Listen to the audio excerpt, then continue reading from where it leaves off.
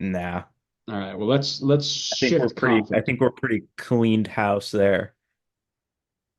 No, I didn't like that one. Clean out of ideas there. Yeah, we're gonna keep you quiet. I'm glad I have control over that. You've lost your privileges to speak. Yeah, let's switch conferences and we will go ahead and move to Sporting Kansas City, who, after missing the playoffs in the 2024 season, have decided to clean house. Over 800 total combined appearances will leave SKC this season, including many familiar faces like Remy Valter, Andre Fontas, and then the two that we're going to focus on the most, Tim Melia and legend Johnny Russell. So, like Luciano Acosta, let's go ahead and talk about the legacy that Melia and Russell will leave behind. Talk about like consistency of the old SKC guard. I mean, these guys were right there in the thick of it. I mean, these are I can't speak on behalf of SKC fans, but I would be shocked if they didn't say that both of these guys are club legends for them. Johnny Russell has played nearly 200 times, or he's in all competitions. He's definitely played over 200 times for them. And while he's definitely had some not so great seasons in the last few seasons, at his prime, he was one of, if not the best winger in this league and helped them to a lot of successful seasons. I mean, 2018, 2020, 2021, all three of those seasons, top five in the Supporter Shield. So he has definitely been very impactful for this team. I don't think you'd look at him as like he's the best player SKC has ever had, but I think people will remember him very fondly for what he was able to bring to the field. Tim Melia, on the other hand, I mean, SKC's already got a very like strong goalkeeper bunch in their history, and Tim Melia has absolutely just thrown his name right into that list. This man has been here forever since 2015. He has been with SKC, and he has played over probably like close to 300 or over 300 times for this club. I mean, if that doesn't say club legend, I don't know what does. He's been there through tons of success for this club. He was there when, talking about that consistency era. He was the guy in goal for them. Lots of really good seasons for them. Maybe not so much in these most recent years, but I think it was definitely the right time to move on. But his legacy has been imprinted on this team, no question about it. Go ahead and stop reading my notes, please, because I don't have a lot to share after that. Um, That's fine. That's usually how we like it. Less talking from you, more talking from me. Oh man. Yeah, what's funny is I literally had something very, very similar to Melia, right? Like SKC already have a really rich history, and these two are going to be up there in that history, right? Melia leaves the most appearances for a goalkeeper, as well as saves, shutouts, and is one of the best penalty kick goalkeepers of all time. And he will be remembered among the likes of Jimmy Nielsen and 2000 MVP winner Tony Meola, who, as we know, is the undisputed most impressive MVP campaign of all time. Johnny Russell Chill. leaving. Johnny Russell leaving as a third leading goal scorer in history and joint third in assists. By the way, no idea Johnny Russell played that many games. I thought he'd be down like the 102, 103. To be 200 plus is insane. Oh man. Russell never actually won any silverware with the club, but Tim Melia, two U.S. Open Cups. One doesn't count because of against Red Bull, so they probably cheated because Red Bull don't lose unless they are cheated against. And he's also goalkeeper of the year, something I didn't know about in 2017. So yes, they will go down in Sporting Kansas City history as some of the best to ever do it. But with this mass exodus of players leaving, not just Melia and Russell, but as we mentioned, Remy Valter, Andre Fontas, and then a couple of other players as well. What do we think SKC's transfer strategy is going to look like in this upcoming window? Because they are low on numbers and they're going to need to revamp. I don't feel very, what's the right word? Optimistic for their transfer strategy because they've been really bad with their transfers over the last few years. Not necessarily like, oh, they've brought in guys and they swung and missed, which I mean to some extent they have, but it's just like it feels like they just really haven't tried that much.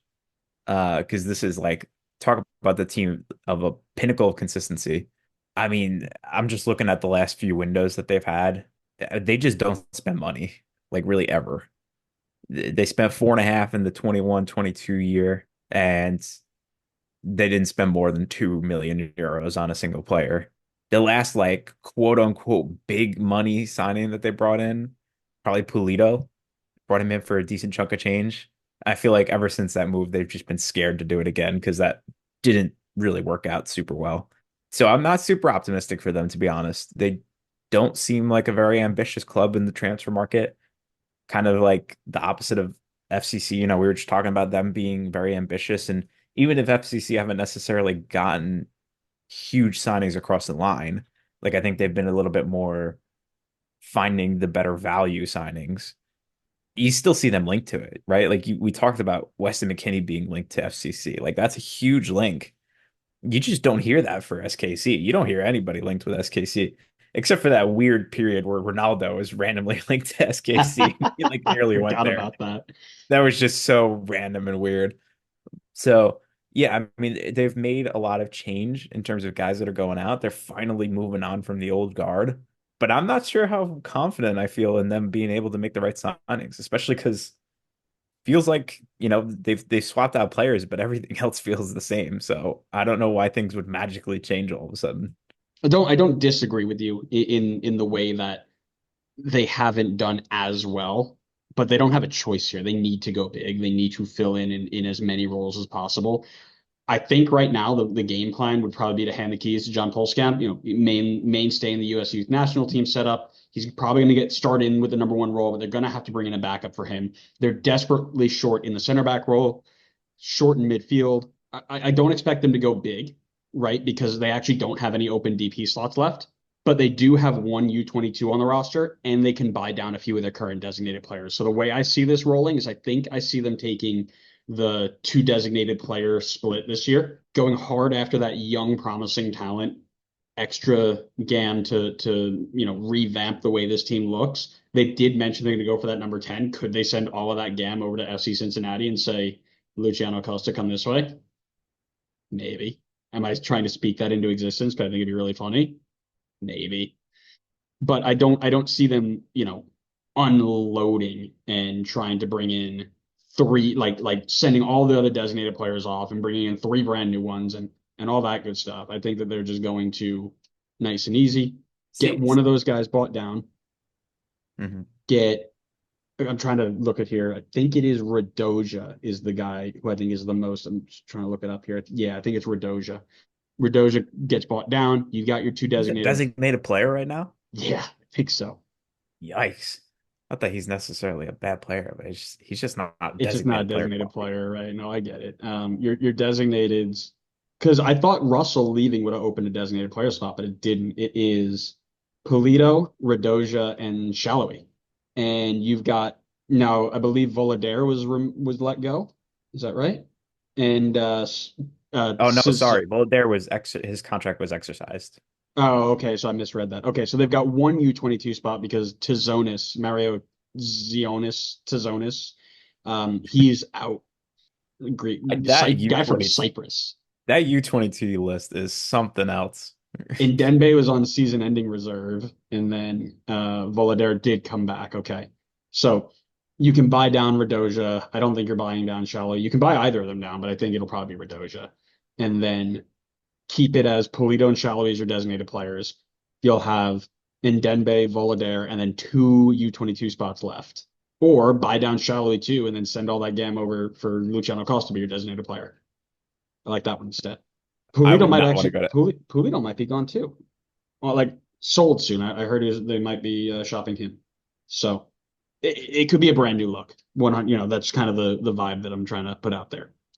But the question I feel like is, go ahead. before you jump into the next question, I feel like the way you just talked about this team sounds like they're just gonna like it just sounds like they're gonna roll it right out the same way next year. Like, I mean, you talked about goalkeeper spot, right? Milia's out, and you had mentioned handing the keys over to Polskamp. That sounds like a disaster, if I'm being honest. Polskamp was so bad this year. Like he had a 42.5%, or sorry, 43.5% save percentage this season in 6 games. That's horrible. That's terrible. Minus 3.1 PSXG plus minus in 6 games. Like if you're handing the keys to him, I hope you're not expecting to get the car back in one piece. And then you just mentioned like their roster situation. Like technically speaking, unless they buy someone down, they have all three designated players still on the roster. They did not move on from any of them at this moment. I don't know if they're ambitious enough to buy down somebody to open up a spot. Hopefully they would be. And then even U22, they've kept two of the U22 players in there, so they really only have one of those spots left open. I don't see a good direction for this team right now. Not to mention that Vermees is still in charge. And I'm not just saying that because my bold prediction was that he would be gone. But I just they don't have good ambition in this in the transfer market from recent windows that we've seen.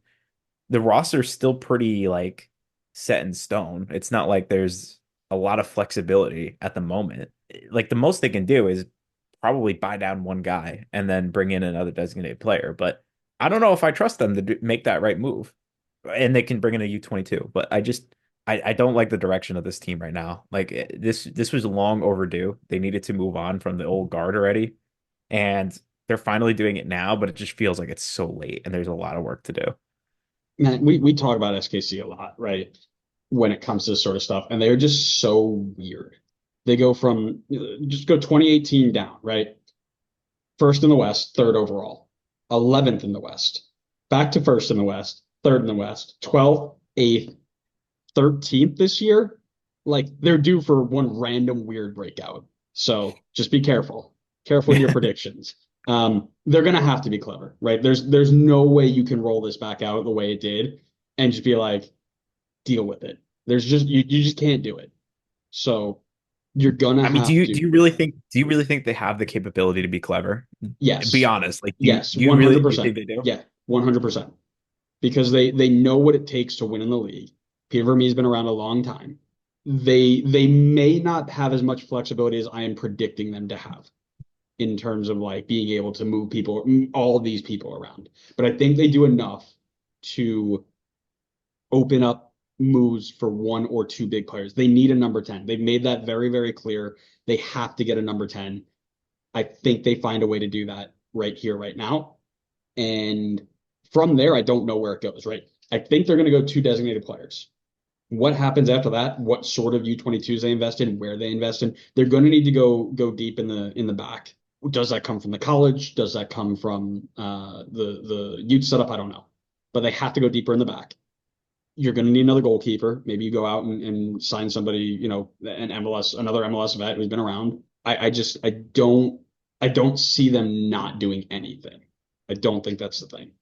Well, they like you said, they have to do something. You Yeah, can't there just get you move on from all these players and do nothing. right. Well, I mean, you can. It just would go really poorly.